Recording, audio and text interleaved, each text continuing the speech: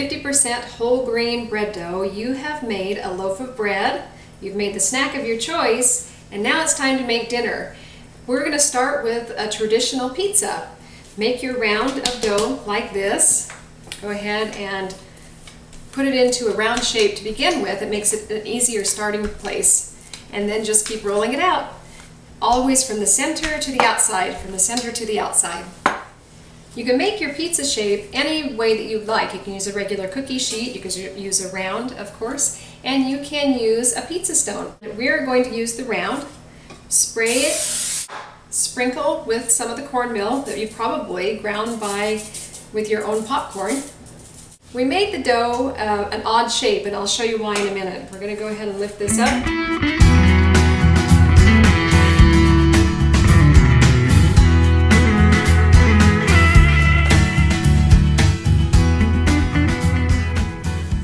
That you're going to make for your family, you can certainly divide it up into sections and have everyone top their own. Or for a party, that's awfully fun also. Everyone can have their own individual pizza and top it. We're going to divide this up into different sections. I left this part out here because we're going to take a regular cheese stick, divide it in half, and if you want stuffed crust pizza, this is a very neat and easy way to do it. Put it just inside the dough and roll it up. Make sure the edges are very sealed tight so that the cheese doesn't ooze out onto the rest of the pizza.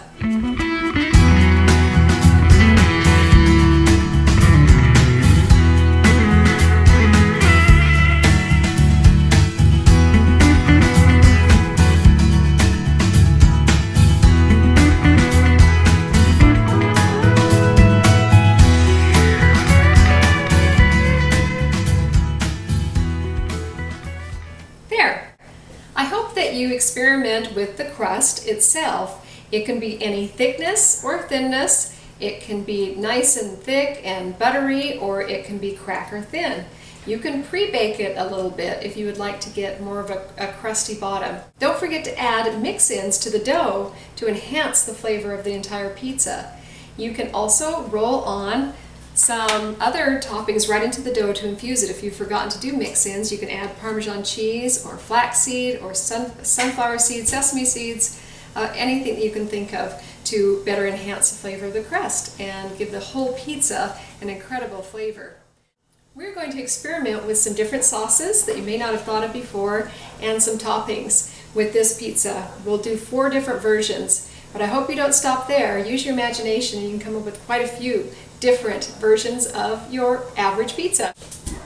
For the quarter with the stuffed crust, I think it makes sense to make that a meat lover's pizza with your basic tomato sauce and a variety of meats. Then we're going to do a vegetarian quarter, and we're going to do a butternut squash sauce with this quarter with a more of a Mediterranean feel. With the last quarter, we're going to do a barbecue pizza, but it might be a little bit different than you've had before.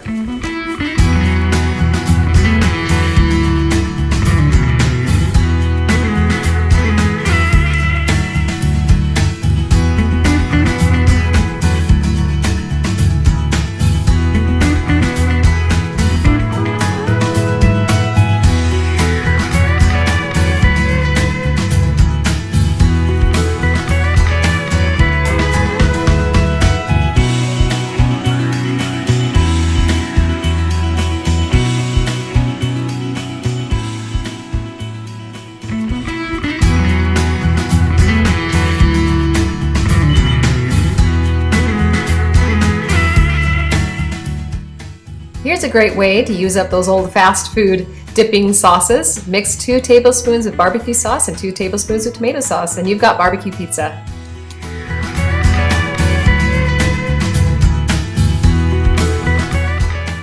Here's a great secret. Use bottled baby food. It's the perfect size to create a whole bunch of different sauces. Use your imagination and flavor it with anything.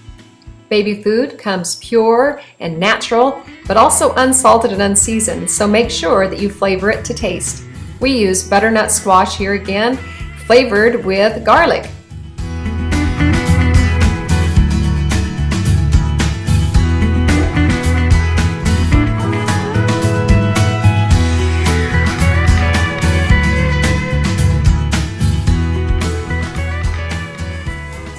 consider making a deep dish pizza. You can fill this with anything you'd like. You can grill some vegetables and put that on here with a nice, top it off after it's baked with some ranch dressing.